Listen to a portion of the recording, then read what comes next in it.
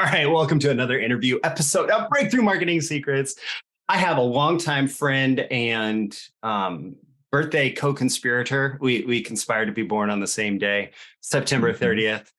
So you can send us both birthday wishes on September 30th. Remember that important date. Anyways, I don't want to get too long before I get into my first question. Adil Amarsi, you've been called the underground A-lister. What the heck does that even mean?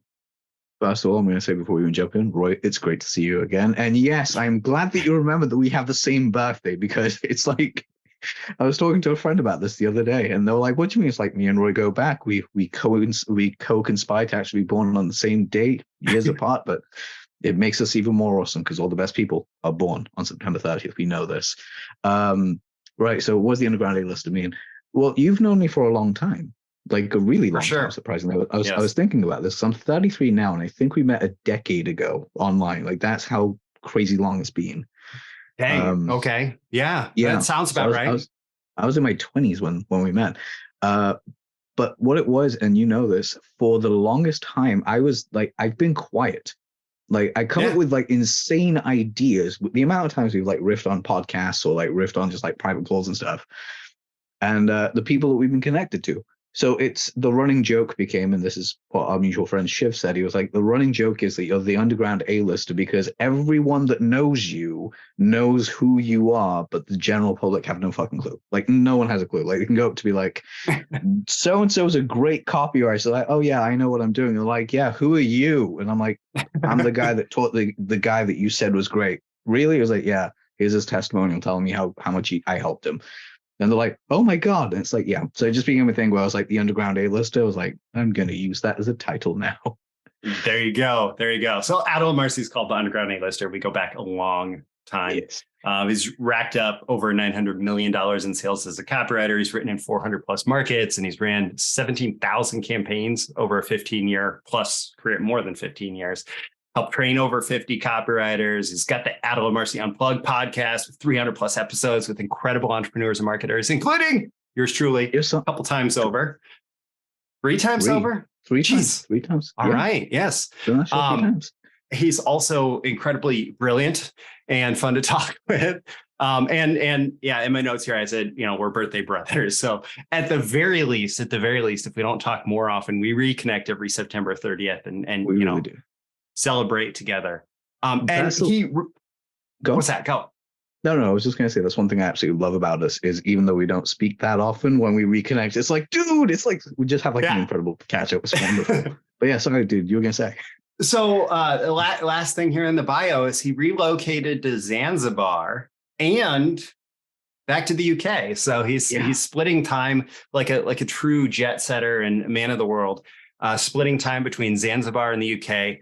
We'll talk about all of this. One thing I'll say for those of you who are used to my like fully prepared, lots of questions, interviews, this is not that, because Adil and I go back so far that like, it's just, I mean, I have some notes. Yeah, but this is going to be a very flexible conversation where you're going to be a fly on the wall between two people who've been in this for a long time, had a lot of success, and, get to hear our thoughts on copywriting life and, and the whatever. The big changes that have come through, because I'm curious about your opinions on them. Side note, because this is something that this made me happy. I just want everyone to know, because I don't know if you guys can see the video. I think you are, but this really made me happy was you reading, I've been doing this for 15 years, and your response is, it's longer than that. Well, I'm pretty sure that it is. I'm pretty sure. Yeah. Professionally, I've had my career for 15 years, but I've been doing this since I was 12. So it's like 21 years of doing this. It's like my career is old enough to be an alcoholic at the age of 21. They can order alcohol in America at this point. And it still makes me laugh because it annoys the shit out of Shiv. Is I told him that my copywriting career is almost as old as he is. And he was like, I hate you. I started when you were 3. And he was like, damn it. Oh man. Just all right. So what the heck? Like, Zanzibar. Yeah. What spurred you to relocate there? You were telling me a little bit. There's a there's some property there. You were there for a while. You're back in the UK now. And how does it all impact copywriting? Okay, so first of all, let's just unpack the coincidence of us having this conversation today, because it is coincidental as can be. A year ago, May 3rd, 2022, Shib was actually at my house. So we were having, it was at my house in London. And I'm making steak. I remember the whole thing. I'm making steak and I'm making cookies because I'm making dinner because I love to cook. And we're talking, and I'm like, yeah, so I'm seeing this girl, we're having a great time, blah, blah, blah, whatever it is. And all of a sudden, I'm like, if things work out well, I'll move to Tanzania in like a couple of years' time. Now, Zanzibar is part of Tanzania, it's a small island off the coast. I was like, I'll move back home in a couple of years' time because I will really, really want to see how life has developed there because it's become very economic. It's the digital hub spot in all of East Africa. It's got so many incredible things going on there. The food is delicious. I was like, right, I'm going to go. But I was like, but if things don't work out, I'll move on April 1st, 2023 to Zanzibar, and I won't tell anyone because they'll think it's a joke, and then I'll show a photo that I'm here. And he's like, that's a hilarious plan. No word of a lie. The next night, May the 4th, I don't want to watch Star Wars because I'm on this date with this girl. We end up watching Star Wars, and right before a certain point, I can always tell when something is wrong. So I was like, what's wrong? So, oh, nothing, what's wrong? And like the third time, like 2 hours later, like, no, seriously, something's wrong. It's really weirding me out. What's happening? And she tells me what goes on. She tells me something, and that moment I realized that relationship is over. And in my head, I'm like, okay, I got to move to Zanzibar now because like that's what I said I would do. So mentally, I'm like, okay, I've got a full year to go before I do this. And through a series of really random events, first of all, meeting up with Peter Kell was absolutely incredible. He stayed at my house. We became really good friends. We had an incredible mushroom trip where we got lost in the backwoods of Oxfordshire, which there was a 30-minute video of this on the blog, which you can go check out. It's wonderful. Very revealing of my life, but also very hilarious. Some of the mushrooms, and it's a great adventure. Really fun time. After that, I realized I had a bit of a depression going on because of 2021 and all the ridiculous dick kicking that happened during that year. And then finally, it hit around August, and I said to myself, my lease is up on my apartment. I don't want to live here. I feel really confined here. There's not enough sunlight. It's a wonderful place, but I need to find a different place. And I just got to a point where I could finally afford to go on holiday. And I was like, I have excess income. I can go away for the first time in years. And I've got my passport. And where else? I'm going to go back to Tanzania. I've not been there for 16 years. I've not seen my cousins. I've not seen my uncles, not seen everyone. I decide to fly home. I'm like, I'm going to be here for 3 weeks. I want to go to Zanzibar for 5 days. I've never been before. I want to go see what Zanzibar is like.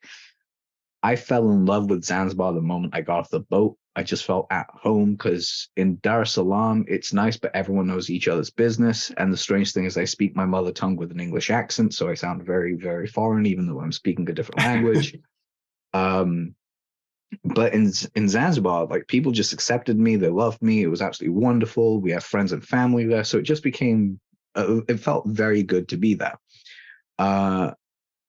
And then it was in that time period I decided, okay, I'm flying back on the 23rd of September because my mother's birthday was, a few days after. And obviously my birthday was coming up, but our birthday was coming up. So I flew back to London, and in the space of 8 days, I didn't even have a return ticket, by the way. I just literally flew back. I was like, I'm gonna fly back to Zanzibar on October 2nd.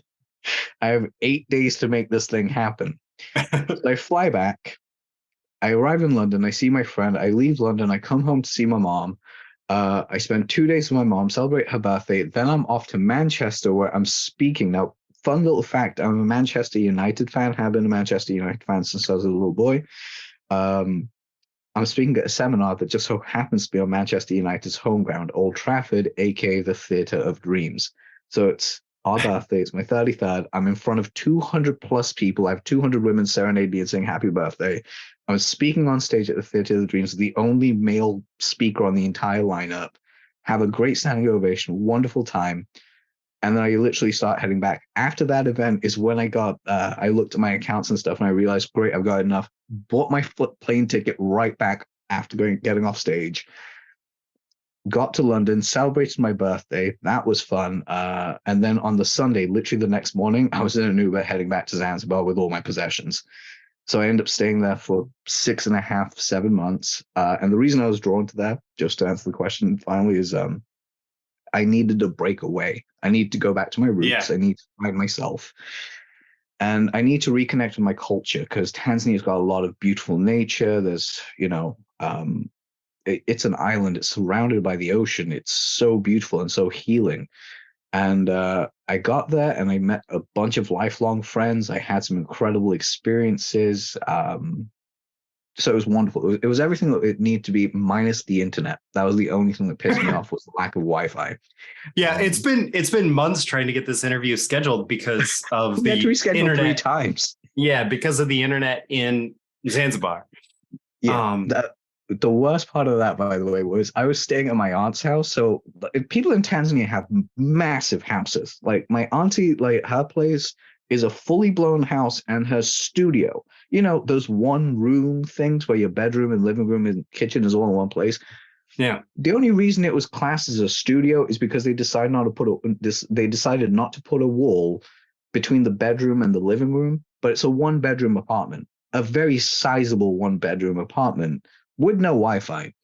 But in my head, after I moved out, found my place, and found out how ridiculously expensive it was to get Wi-Fi on the island, and I'll tell you that in a minute, I ended up hiring an office for like $200 a month. Had I known this, I would have just paid $200 a month and stayed at my auntie's house for free. So I was like, damn you, rentals. But it was an experience. Yeah. It sounds like a freaking blast, man. So like, what goes on with copywriting when you're in Zanzibar without like a Wi-Fi connection, without the internet? What? Oh man, I did not take on many new clients. I think I only had 2 clients the entire time. Because the funny thing is with copywriting, and I wonder if you can relate to this, because this is the question I have for you. I hit a point where my confidence was riding high. Then we had a bit of a dip. Then we had another high point. And then after, there was just like a little bit of a weirdness that went on with the client, which everything smoothed over in the end. But it made me realize I didn't want to write anymore. Because personally for me, I still have a little bit of trauma left over from, so my dad passed away, and like 20 minutes later, we had a client dispute kind of happen literally as like that happens. It was all tangled in together. And yeah, it was a pain in the ass. In its own right, it was very freeing, because at the same time, it showed me what I wanted to do. Peter Cal tried to get me back into copy. I tried a few projects, didn't really feel it. So being back in Tanzania, the thing that really kept me going was the Wi-Fi would have been perfect if I wasn't mentoring people through the CMMP every day. If I wasn't mentoring, I'd be like, I can get by on business. I can do what I'm doing. But because I was mentoring daily, I had to always be plugged in. So it became challenging. So I didn't take on any new clients. I did some consulting, and even that was a challenge. So like days you'd find me like on a hotspot trying to find like a place or a cafe where there aren't too many tourists. Be like, can I use your internet? It's like, sit on Zoom, switch off my camera, and just talk to people. I'm like, damn it, this feels so weird. For sure. Like as a copywriter, so much of the stuff now like is, there's time spent writing copy, and most of that, actually, frankly, sometimes I feel like I should shut off the internet while I'm writing copy, because it's such a big distraction. But at the same time, like there's so much stuff like this interview, right? Or getting on Zoom with a client, having, and it's important to be able to do things like video calls, because we do screen sharing and we do all sorts of stuff with that. Plus the face-to-face of cameras, it's not the same as in person, but it's still so much better. Yeah, especially when you're out there on your own. It's really a good way to keep in touch with people that you know, to keep you sane. Absolutely. So right now you're back in London. You're gonna be going back and forth a little bit, it sounds like. Yeah. And just kind of enjoying this freedom. Is there, like, I just started going through Deep Work by Cal Newport again. And it seems almost like a perfect setup for being able to like, okay, I'm gonna have my Tanzania work, right? I'm gonna have my Zanzibar work, and I'm gonna have my London work. And my London work is maybe gonna look different than the Zanzibar work. Have you gone through any of that thinking yet in terms of that, or no? And this is a stupid question. No, it's a great question. It's actually a wonderful question. So I want to congratulate you for asking me this. This is like a question that made me think, because I'm like, shit, no one ever asked me this. So Zanzibar work is quite interesting, because when I go back, I'm planning on going back in a month at a time. So like usually in the CMMP and the mentoring, what we do is, and this is something that we implemented that works really well. Every 10 weeks or so, every coach has to take 2 weeks off. Like it's a forced, you have to take 2 weeks off. Okay. But my next break, because I just came back from a break, my next break off is in July, but I'm going to forego that and be like, no, I'm going to work all the way through September, and I'm going to take all of September off, because I can then travel to Africa, I can see family, I can fly back. I can just focus on being present when I'm there versus, okay, it's, it's 2 or 3 hour difference between here and there. So it's like, all right, it's like middle of the day, I got to go take this call for an hour or two. Yeah. It's a very inconvenient time to have those calls. So like Tanzania work is just, seeing family, going to the farm, because we bought a farm out that way, and just finding like what we want to do. Whereas in the UK, the thing that changed for me was, as my coach basically told me, he goes, your focus in London and your focus in Tanzania has always been like 1 foot here, 1 foot here. Like you've always dreamt about going back home and what that looks like. Yeah. But now I've already gone back and I've come back. I'm like, great, I know what I was expecting there, and I know who I am here. So there's a greater hustle in the UK for me, though where I'm at right now, because again, we had you kind of know a little bit more about this than like the people listening to this would be. I went through like a bit of a shift in identity, so I'm kind of like trying to find what I want to do a little bit more. But the desire to like work at a higher clip is definitely in the UK. Like in Tanzania, I did not want to work. I'm not going to lie. I want to spend every day sitting on the beach and going in the ocean, because why would you not? Well, I mean, it's like a humble brag about what copywriting lets you do, right? That you can actually get away with that, and you're not losing your job. And that's kind of the power of building up your reputation and your skill to a level where you can hustle however many months out of the year, and you can take breaks and just enjoy those breaks massively. And something that's in the plan is and you've had me speak about this for literally years, is I've always wanted to create the encyclopedia kind of thing of copy, which is all my methodology put in one place. And dude, we're like 60% done with that at last, which is really good. And once I've got that automating and selling in the way that I want it, that's kind of going to be the big thing I'm going to be focusing more of my time on, is just how can I do more fun stuff? Yeah. Because again, absolutely. I'm 33 and I've done this for so long. I feel like I've been in the industry for ages. I feel like an old man that's still here. I'm like, oh, cool. You guys have been here for a few years. Why do I feel like the old guy in the club right now? This feels so strange. Just wait. I'm 40 now, and I've been doing this since 2005. So it's piss off. You are not 40. There is no way that you are 40. 1982. Look at this handsome mofo right here. It's looking all good and shit. Let's see.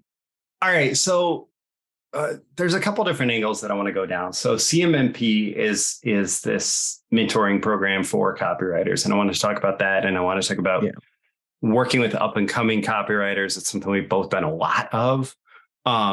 Also, I have a feeling we have a lot to talk about with AI, ChatGPT, all that good stuff. And there's maybe some other stuff too. I suppose we could talk about that roller coaster thing that you were talking about with kind of the emotions of client work and copywriting work. Which one of those is the most inspiring to you to talk about right now first? Okay. Let's start off with the obvious elephant in the room, which is AI, because everyone freaks out about AI, and it's funny because like. It's funny to me because Shiv started off 2023 with like, AI's bullshit. It's not going to do anything. 6 weeks in, it's like, AI's not bullshit. I was totally wrong. I'm somewhere in the middle with all this. I'm like, it's not bullshit, but it's not the end of the world. Yeah.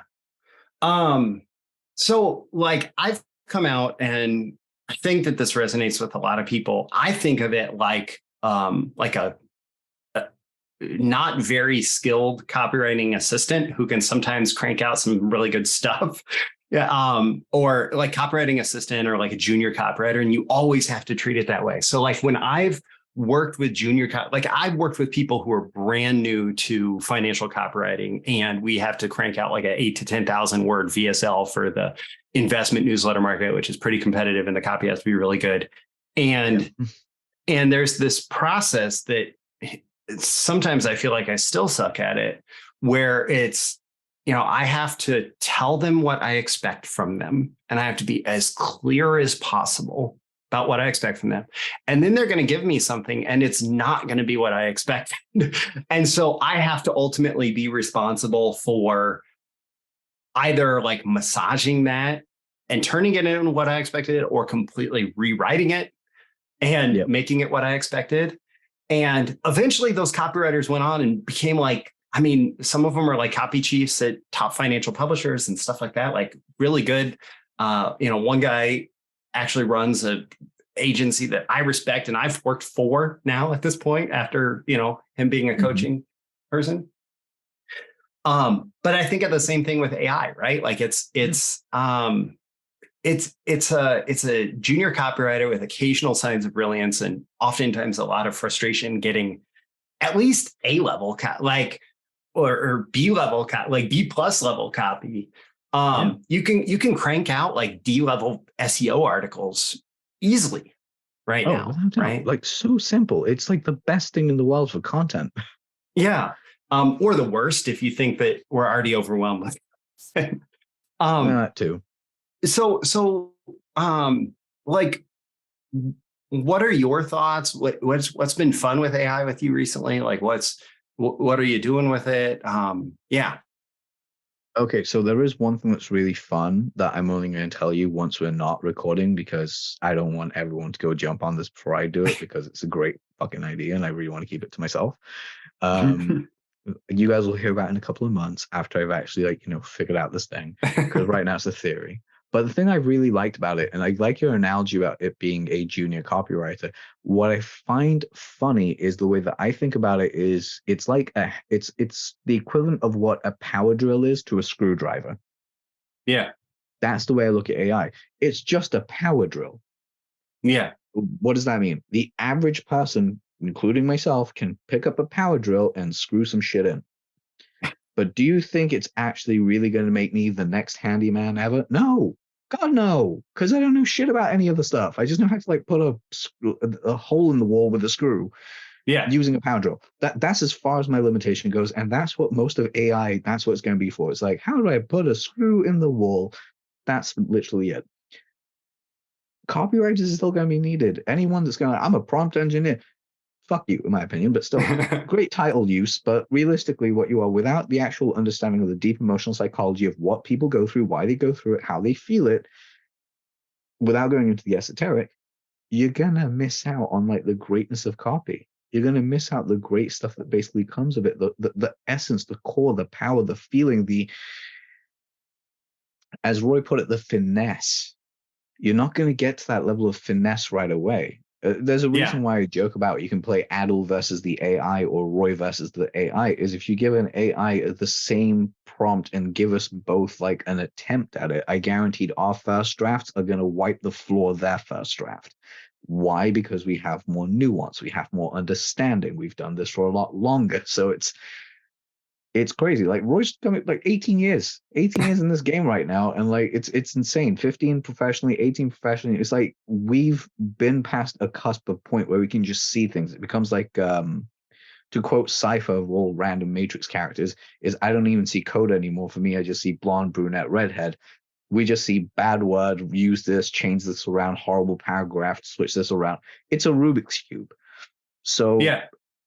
AI, in my opinion, it's your best friend if you know how to use it. It's your worst enemy. And what I love about this, and I think you would relate and agree with me on this, since 2017, I call the Dan Lok era of copywriters coming through the game, we've had what is essentially a glorified content writer say they're a copywriter. We are not the same. It's the difference between a wolf it's between a wolf and a prairie dog, or a wolf and a chihuahua. We are not in the same league.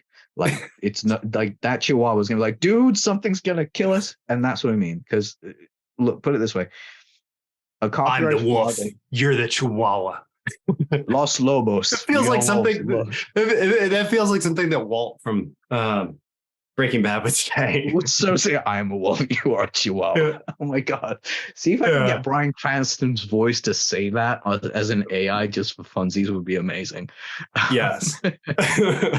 Oh my God. But no, it's so true though, because I think you'd agree with me on this one. What copywriters, like the content writers, the glorified content writers that came up through copy, they didn't know the other essences of copy. They didn't understand how to structure the offer. They didn't understand deep-rooted psychology. They didn't understand how to sell. They didn't understand what strategy is. They didn't understand all the bits and tiny pieces that make an elite copywriter an elite copywriter. They just knew one form. And with the birth of AI being what it is, you're now losing to that form. Okay, so I think you're going to like this, though. I think you're going to like this. The other day, I think I saw it from Stefan Georgi.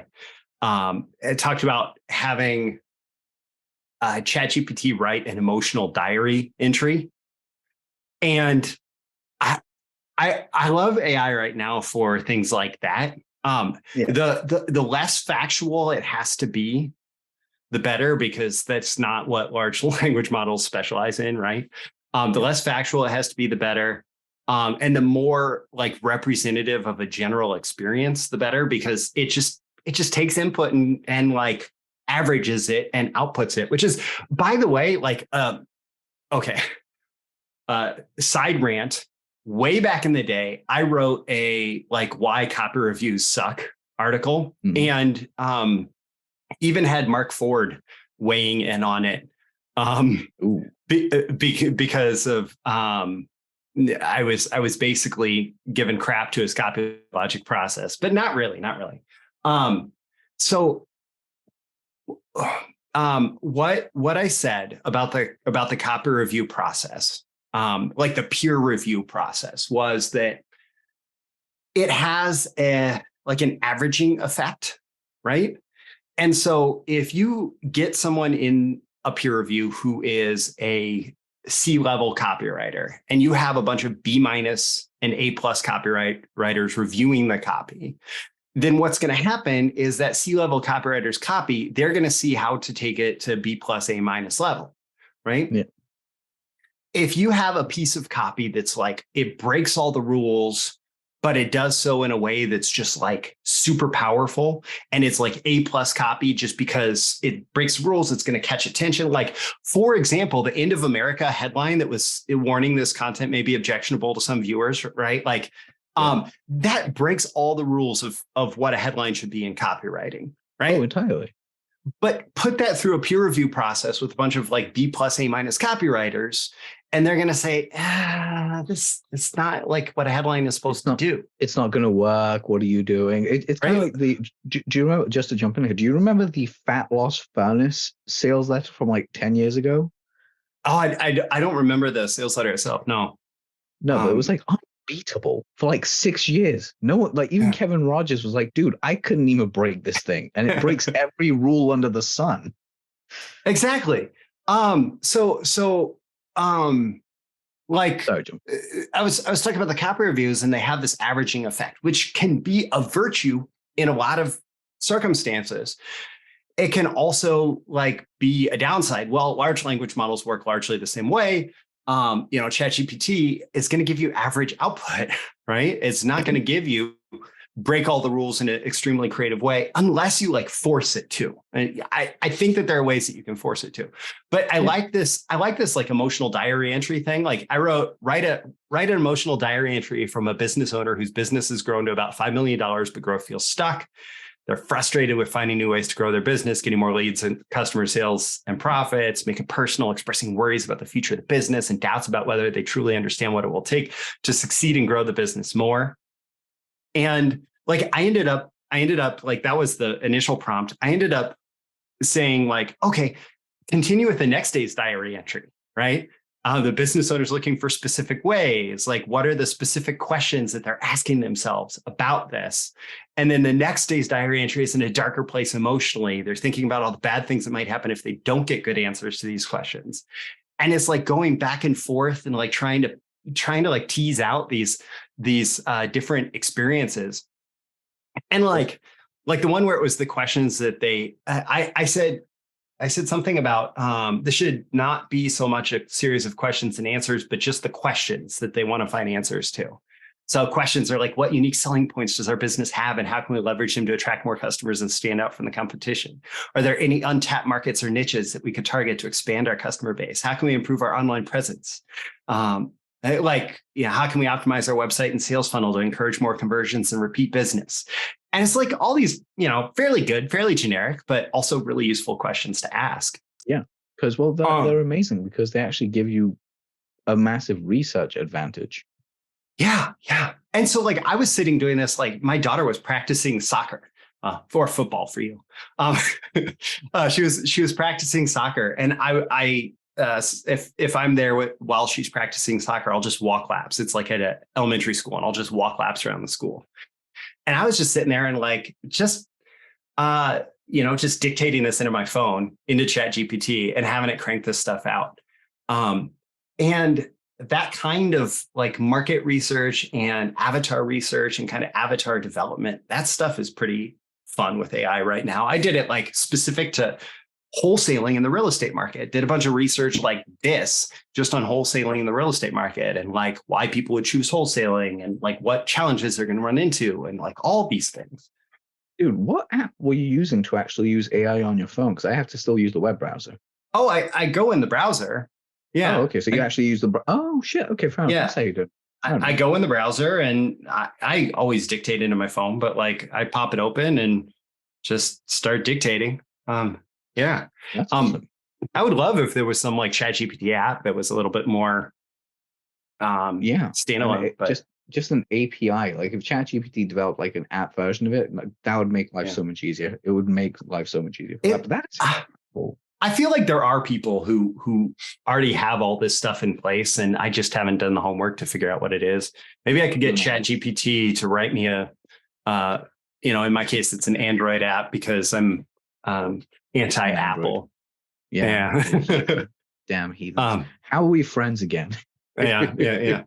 No, my son actually gives me crap because he's finally at the age where he's got a cell phone, and we always fight about Apple versus Android. He and my wife both have Apple phones, and I'm like, so actually what it comes from is like downloading like information products that I bought, right? And having MP3 files that I wanted to load onto my phone. Well, Apple always made you use iTunes for that, and it was a pain in the butt. And then it's all mixed in with your iTunes. And I became anti-Apple based on that. And I don't blame you. That would be enough to drive anyone. It drives me crazy. It's the reason why, and it's a weird flex, but I have a 160 gig Apple. What was it? iPod 4th generation. It's the one with the screen. Anytime I have any downloadables like MP3s and courses, I just put them on there. I'm like, screw it. I can walk around, just plug in some headphones. I'm good to go. I can actually walk around with this thing in my pocket. It makes my life easier. Yeah, seriously. I don't know why they don't let you like sideload audio files in. And I even like the beauty customer experience of Android here. The beauty is like I have a player that identifies if audio is loaded into a specific folder, which is called something different. It's called like courses or something like that, or audios or something. It's going to pick that up versus just loaded generically into like a music player. Of course, now I listen to Spotify and podcasts and audiobooks, and so many platforms have their own. I don't think that I've loaded anything new on here in quite some time, but I'm still going to be a curmudgeon about it. You got to have your battles for that. It's wonderful. Like because I packed up my entire apartment, hence why I don't have the old backdrop with all my books and stuff like that. And I was repackaging everything from boxes into more like sustainable, like plastic boxes that can hold all my books and not actually be damaged. lo and behold, I find all like my old courses, like my Mass Control 2.0 versions and stuff like that, which, by the way, Awesome. I love this fact that I still have a physical copy of Mass Control 2.0, which is arguably, in my opinion, the greatest marketing course I've ever been through. All right. Yeah. Yeah. I think I went through Mass Control 1.0. Yeah. Honestly, it's because it's the VSL, like Frank's Mass Control 2.0 VSL, which I love so much that I have like an MP4 version of it on my Amazon S3 so I can watch it from anywhere in the world. That VSL, if you really break it down, I have wanted, when my hair was long before I cut it, I wanted to do a shot-for-shot remake of that VSL. Like, you have no idea how badly I was just like, grow the hair out, do the whole thing, literally verbatim, try and like see what I can do and just release it and see what would happen.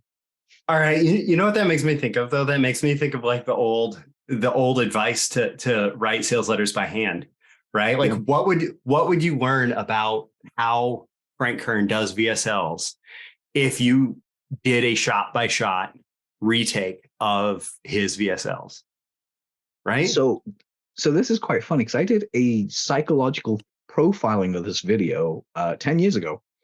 Okay. I sent it to Frank, and Frank told me to not release it because I showed this to a friend of mine that's a really good buddy in like human body language, because I went to like body language stuff, and he went, "Yeah, I can see why he told you not to release this." I was like, "Why?" Because you touch upon some stuff that most people don't want you to know what you're doing. So I was like, "Ooh, good to know." But you'll pick some stuff up. But actually, I'm curious on this one for you. Writing copy by hand, are you a fan, or are you like for or against it? Because I'm really curious on this one. I tried to like the process, right? No one likes the process. No, let's just put that out there. No one likes that process. It's just, is it necessary? I don't write copy by hand. I do journal by hand.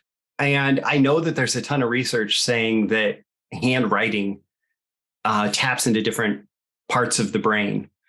Like there is research supporting handwriting being extremely beneficial in lots of ways. When I've tried writing copy by hand, and maybe it's because I haven't done it a ton, the feedback that I got on the copy was kind of weird. And I think maybe I don't know exactly what it was. It was a long time ago at this point. But I'm pretty much in the box when it comes to writing copy. What about you? So I think if you're a newbie, you should do it. Yeah. If you're brand new, do it. It's one of the best things, because what you're doing is, as you're writing, you're actually, the way I always think about it is, as you're using your hand to write something, it's kind of etching it into the back of your brain, as in you'll remember little things. Yeah. The research actually supports that. Like the research supports that the physical movement of the hand in the writing context versus typing has it actually great has effects on the brain. Yeah. Yeah, it has great retention. So that is wonderful. I journal by hand. I have literally so many of these goddamn journals around my house. It's ridiculous. I'm playing with a pen right now because there's a journal right in front of me. I have an iPad, which I specifically got because I spent so much money on journals in 1 year that I thought, screw it, I'm just going to get an iPad and a pencil and just journal on that. That helps for a while, but it still doesn't replace a notepad and pen. I just love the physical side of it. So I'm very much an advocate for newbies doing it. Not so much for people who are advanced, because this is a funny thing. I had this conversation with you about 2 hours ago with someone. The biggest change in society in the way that we write copy, in my opinion, happened around 2016. Like from 2013 to 2016, I don't know if you would agree with this. I think that would be Facebook's big takeoff. That's when Facebook dominated. Like it was just the thing. It was already building, but at this point, it was like everywhere. Like everyone was on it. Everyone had a thing. There was so many courses about Facebook ads. It was running wild. And the reason I bring this up is because social media changed the way that people read copy. And here's what I mean by that. It no longer became just what's in it for me. It became who are you and what's in it for me. Like the who are you became far more important than it used to be. Like, that's why I say like old school sales letters are great to like pick up, but look at what's working today. Yeah. Yeah. Huh. And let's like handwrite those. Well, I'll give you an example of this because I can see your face like here. So take it this way. there's multitudes of different ways of writing sales copy. There's the horror scripts, there's the hero's journey, there's, there's as many ways of writing sales copy as there is movie genres. Like, you can group them together, but they all work. The key thing here is like, it's so my process, as you remember, is basically you start with a headline, subheadline, you have your opening paragraph where you have a conversation, you leave an open loop, and then you introduce yourself. And the reason that works is because when you meet someone in person and you start talking to them, how long are you thinking, what is your name? Yeah. Basically from the beginning. Yeah. Yeah. Right. Who are you? Yeah. The funny thing is Stephen King actually said this, which was when are you still a stranger if you know someone's name? Someone becomes more friendly with you once they know your name. Once you have a name, they can identify who you are. Even if it's not real, they start kind of feeling at ease. Old school copy used to have like they'll have your name at the beginning, but they won't tell you why you're there for a long time, or in some cases they won't even introduce themselves all the way until the end of the sales letter. What I found was, because of this shift, and retrospectively I realized this, it was just in the moment, it didn't come to me until years later. The reason it worked so well was simply because people have been conditioned today to know more about you simply because there's more information about you out there. There was a comedian, and I really should look up who this comedian was because I've talked about this for so many years. They said something along the lines of, Jeff down at the gas station used to be friends with me, and we used to bitch about how we hated the Vikings or Raiders, or whatever team it was at the time. It's like American football, if you will, or football for you guys. And he goes, I found out, but now because of Facebook, I found out Jeff likes the Klan, so he and I can't be friends anymore. It's like, that's literally it. It's kind of, social media has put up like dividing lines amongst for people. sure. There is no more what we call an agree to disagree. Yeah. It's like, you're either my friend or fuck you. You can die. Versus, oh hey, we just don't agree on some stuff. Yeah, in such a big way. I'm like processing a few different things here. Like, one, I'm realizing that I really love my intro format for these interview episodes, because I ask that hook question and then we do the bio and then we dive into the rest of the conversation. But then I was wondering about on my daily episodes, I wonder if I should like switch it up and do more of an introduction, because at this point I just like dive into the content, and it's only at the very end where I'm like, yeah, I'm Roy Furr's Breakthrough Marketing Secrets, and I'll see you again in the next episode. Flip it around, see what happens. Yeah. But then the other thing that I was just thinking about, there's this book, I think it's called How to Have Difficult Conversations. And it's a really, really, really good book, because it talks through processes involved with having difficult conversations, right? But one of the things that happened is they were talking about, okay, we had this whole process, and this process was even applied. Like, there was this whole group that was created to take people who were like hardcore on the right politicians and hardcore on the left politicians and get them into a room, and they would have these great conversations between them. Where like by the end, they're like seeing each other's perspective, and like all the good outcomes that you would expect from, like, even if they don't change their mind, to like have a little bit more empathy and understanding for the other person. I said, like, after 2016, 2017, and I think that this was US based, which, there's some elections that went on around then. Yes. This group just fell apart. Like, nobody wanted to participate in those conversations anymore. And it really is like that. It's not just the US, it happened in the UK because of Brexit. Yeah. Like this. Like, it's happened almost globally. Like, there's like everyone's had a divide of something that just went on. And what's funny about this is I actually wrote a sales letter at the start of COVID. And I can't really go into all that much. It was in the survival niche, and it was essentially, I asked one of my customers, one of my clients at the time, dude, just buy a liberal list in California during COVID. And he was like, what do you mean? It's like, just mail out this whole thing about how their points of view are valid, your points of view are valid, and how basically we're trying to survive this whole COVID thing together as one, versus us versus them. He goes like, yes, I sell conservatives. Yes, you can unsubscribe from my mailing list if you want and don't agree with me. But right now it's all about us coming together, unifying. It killed.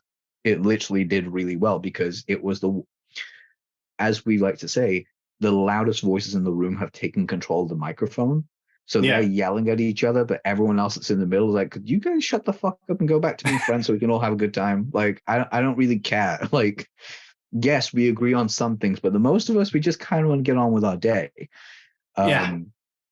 So that's kind of the thing. And again, it's great that you brought the book Difficult Conversations. So I was looking it up. I'm assuming it is the one by John Townsend. That sounds right. Yeah. So it's like a white book with it's gray, white, and red. I think I had an audiobook, so I didn't look at the cover of the book very much. Yeah, that's the one. That's the one. How to have that. No, that's. It's how to have that difficult conversation. What was it? Present essentially something about goal. What was it? Gain the skills for honest and meaningful communication. God, that was a mouthful trying to get out. But no, I agree with you. And it's those conversations that I don't think we have enough. And I think that's the beauty of what copywriting really, taking it back to copywriting, that is one of the biggest skills I found as a copywriter, was you could intelligently debate so many different things, because sometimes you had to write about things that you didn't personally agree with, but you could find an intersection of what you did agree with and what you didn't agree with, and you can make that decision yourself based on your own ethics and personality, but you could respect what was going on. And then if nothing else, like this is one of those things where I feel like every great copywriter gets to a point where they just have, like, to become a great copywriter, you have to be able to set yourself aside, right? Like, which you could go into like classic meditation traditions and all of that, and like, killing the ego, and you go back to Stoicism, the ego is the enemy.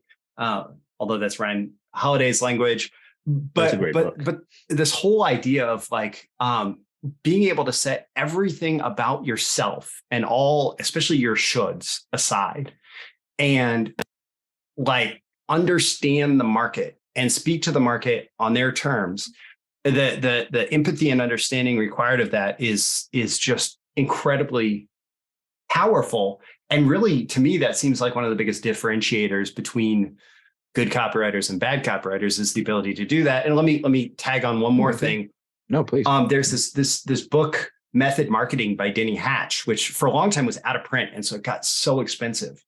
But I've always thought that it was like actually I was pissed off at first because I was like, I'm going to write a book called Method Marketing, and then I searched for it on Amazon, and I'm like, dang it, somebody already did, and it's Denny Hatch, who has so many connections and such a background in the industry. And then I read it, and thankfully it was like exactly the book that I wanted. So now I just recommend it, and it just got republished. Like somebody approached him last year and said, hey, really? Yeah. So it's affordable again. Amazing. Dude, books like that are like some of my favorites. Just as an aside, may he rest in peace, because he died last year. Joe Sugarman. His writing, what was it, Advertising Secrets of the Written Word? Yeah. That book, I had to hunt the internet to find that. I think I paid $120 in the end for it. Yeah. Well, I think, if I remember right, the Adweek Copywriting Handbook is just a retitled version of that too. That actually new. It's very similar, but I've got both. Not quite. Okay. Not quite. There's a few things in the Advertising Secrets of the Written Word that are a little bit more crisp. Because again, but he's also got, it's a great book. Yeah, it's pretty amazing that book continues to be like one of the top sellers on Amazon. Well, like when you look at the top selling marketing books or advertising books or one of the categories, like it is up there. Yeah, dude, I absolutely love that. Sorry, like this is just, we're going down a little nerd hole, which I absolutely love. Right. So I want to talk about the whole, like, because there's going to be a bunch of people, who are, more junior copywriters who are like, where's the value in this stupid interview? You guys are talking about Android versus Apple. If they've not been listening until now, they have actually missed a lot of gold, but that's so the I want to talk about like the mentoring of copywriters. So there's there's a lot going on. You call it the Dan Lok era, of these people coming up, and they're like, I can write English good. I can be copywriter yesterday and make six figure. And I'm sorry, folks. Like, I empathize. Like, if I had to write copy in any other language, well, first off, I don't even know any other language because I'm an arrogant and ignorant American. But like, one of the things that you have to do is make your writing kind of invisible. It has to just communicate clearly, and sometimes that means like turn down the floweriness of your writing, but sometimes that means like fix your typos. But I guess I want to go a step above that. And there's a lot of people who do write reasonably good prose who are not necessarily finding it easy to become great copywriters. So when you're mentoring people, like, what do you see holding people back as far as becoming copywriters? And, what's the magic key that's going to unlock all the riches? Okay. Yeah, that's a big question. So going back into it, there's a few things. So the way that we mentor people is you have to be an intermediate level copywriter for us to bring you in, just simply because there's certain nuances that we don't want to go through all the time. But I'm going to answer that question because there's a lot of new copywriters listening right now. I was like, damn you, Adil. I'm like, no. Well, okay. Let me interject and say that I completely agree on that. Like, many times when I've actually been investing my own time and energy, I've been very clear about, like, I cannot create your success for you. I can only accelerate it. If you are if you're unable to get a client and serve that client well, I can't fix that problem for you because there's so many different factors involved. But if you're able to get a client and serve that client well, I can help you do all of that better, faster, more effectively, more efficiently. Like, all of that has been, when I've offered mentoring, like, that's like a threshold you have to cross. Yeah. So I'm going to give you guys something but we're going to give 4 answers here. So we're going to go with people who are complete intermediate that want to snap their copy into place, people that don't know how to get clients and how to get started with that, and then basically what we look for on the higher echelon. So we're going to go 2 for 2. So let's start off with a really easy one. What can you do to get your copywriting snapped into place? Watch a shitload of media. That is my first piece of advice for you. Look at what the public has loved and loves currently. I'm going to go here on a limb and say, don't listen to the liberal agenda. It's number one. Just don't do that. I'm not a conservative. I'm a libertarian. I live in the middle. I love Super Mario Bros. As much as I love most other things. Like, literally everything is fun and media. I'm into it. But here's the thing. What they're pumping out now is not converting as well. It's basically they're pumping out bad copy, and everyone's like, oh, no, it's terrible. That's literally it. Look at the numbers. Don't look at what's popular by what people say, but look at the numbers. So, for instance, the John Wick series. Okay. The John Wick series, if you really want to learn how, what's the big lesson I can pick up from the John Wick series, Adil? How's that copywriting related? Well, it's a very basic story about a man and revenge. And what it is, it's basically exploiting out what is the fantasy that every man has or every person has if you kill their pet. They want to murder you. It's pure vengeance. And guess what that feeling is? It's raw emotion. That raw emotion happens in different stages of life. They see it in different places. So you tap into the original raw emotion and go, how can I take my fitness client and make their audience feel like they're watching a John Wick movie about my fitness client? What's the story there? You can actually bring that up. It could be they got dumped. They had a horrible relationship. They were cheated on. And that's why they end up in the gym getting completely jacked. And guess what? That's their revenge story. You have something there. Game of Thrones, Breaking Bad. I mean, we joked about Breaking Bad earlier with chihuahuas and wolves. Like, you can literally have that kind of thing going. And what you're doing is you're studying how people are verbalizing words, what words they're using specifically, how they're actually saying it, and the tonality of what they're saying. Because as a beginner copywriter, you just have to be able to nail the voice.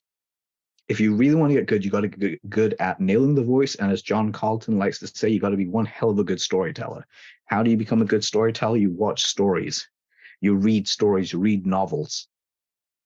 Yeah. That's how I got good. That's the reason I fucking love movies as much as I do.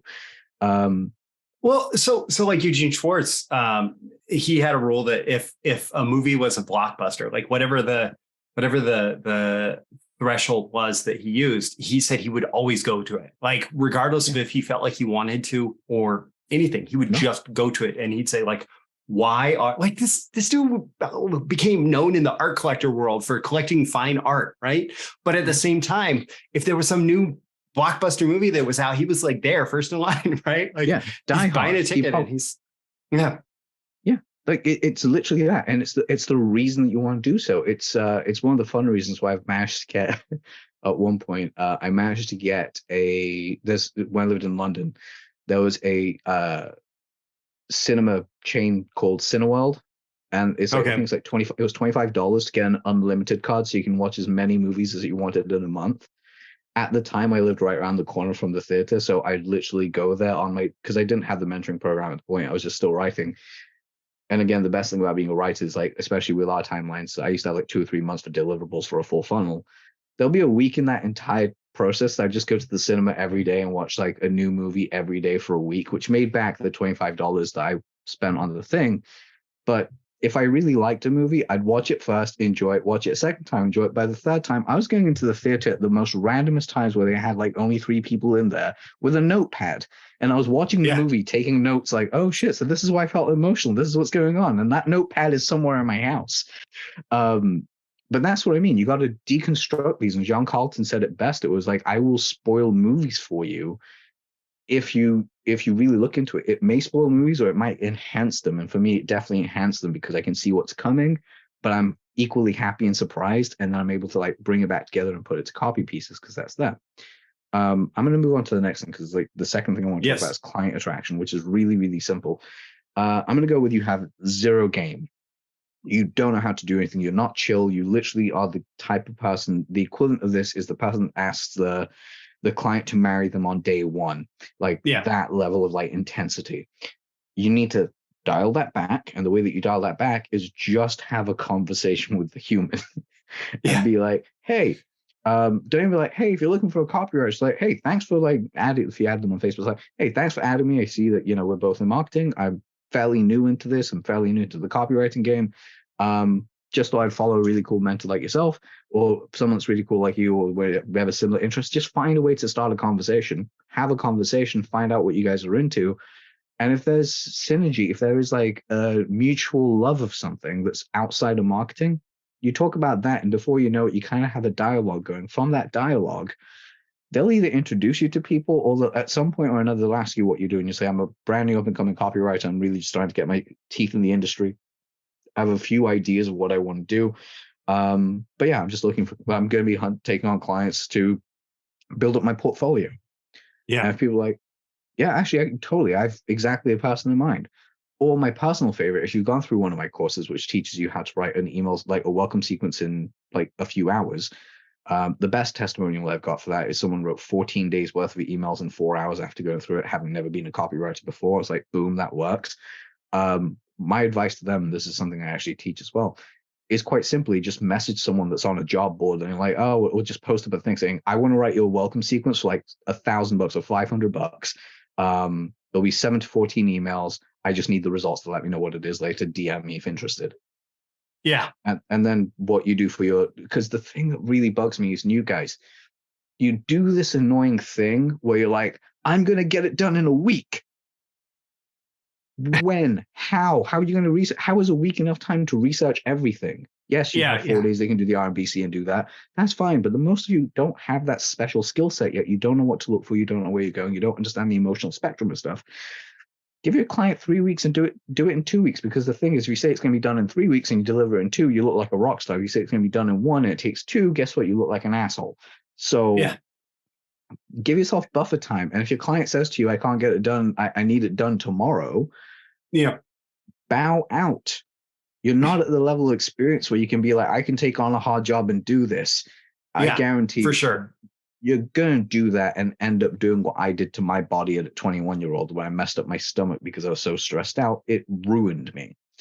You have to realize copywriting has taken a lot of my health away from me at different times in my life, but it's also made me stronger in much different ways. It's a give and take. So For sure. don't make my mistakes on this. All right. So I'm reminded of two things that I want to share real quick. So one, I still remember Bill Bonner when he spoke at AWAI, like the jaw is dropped. By the way, Bill Bonner runs a $1 billion plus direct response publishing company, started as a copywriter. Method Marketing has a book that talks about the first sales letter that launched the whole $1 billion empire. All of that. So he speaks at AWAI and he starts his keynote speech, which is supposed to set the tone for this entire like the business opportunity of copywriting event. And he said, I really don't understand why you people want to be here and why you would ever want to become copywriters in the first place. Because if we're honest about what you have to do if you want to be a copywriter is you sit down at the desk with your paper and your pen in front of you, and you make sure that a loaded revolver is in your right drawer and a fifth of whiskey is in your left drawer. And you anticipate using both before the day is over.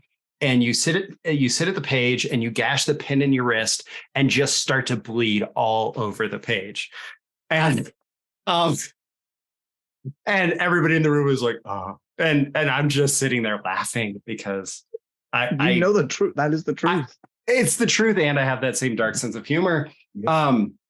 But then the other thing just about getting copywriting clients, there was this guy who came to my financial copywriters workshop that I did a few years back where I was teaching people and they were paying to learn from me, but also I was recruiting them to be copywriters for me and for clients, right? That's the whole junior copywriter conversation we had a while ago. Yeah. There's this guy, Joshua Lee Henry, who is well known now, but at the time he was like kind of a nobody. He was on my list and he didn't have any experience in financial. And I told people that I wanted at least some experience in financial for the reasons that we've talked about, right? Yeah.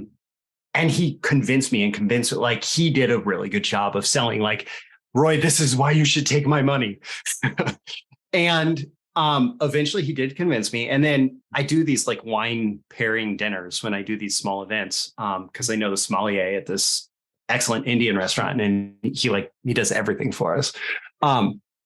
But we're sitting there having this dinner and he says, like, I don't get these copywriters to get started in copywriting. And they're like, I can't get a client. I can't get a client. I can't get a client. Joshua said, like, if I'm making the commitment to do this full time and I don't have client work during the time, I am going to go out and I'm going to fill my full-time schedule with approaching people and saying, I'd like to be able to help you with copywriting. Do you have any copywriting? Like, and it wasn't a sophisticated pitch, but he was just willing to do the work, right? And so whether it's go start conversations with a bunch of people you'd like to work with or make offers and job boards or whatever, you do the work until you get the work. And then you do that work and then you, And then you spend time practice. I was also going to say you spend time practice because that's something, for some reason, people only practice when they're getting paid. Yeah. What kind of bullshit is this? Just as an aside, because this is hilarious to me, because I said this earlier, I'm currently sat in my childhood bedroom. This is also the same bedroom that I remember over the course of a single year of my life. I think I was 19. I wrote 1,000 sales letters in the space of that year. Only 5 of them were used. I was writing 3 sales letters a day. Wow. Right. Yeah. Go do that and then bitch at me about how hard it is to be a copywriter. Like, shut the fuck up. All right. You got it easy. All right.